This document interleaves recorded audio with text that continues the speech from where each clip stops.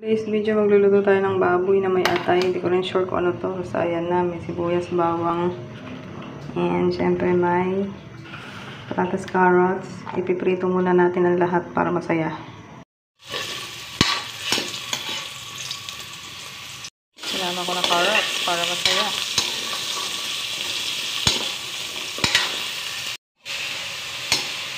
Atay. Prito mo ng atay. Basta piprito lahat.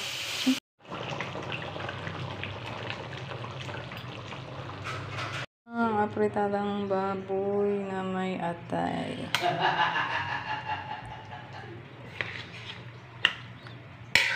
Papasok ko na to. Buksan mo ito, Apeng.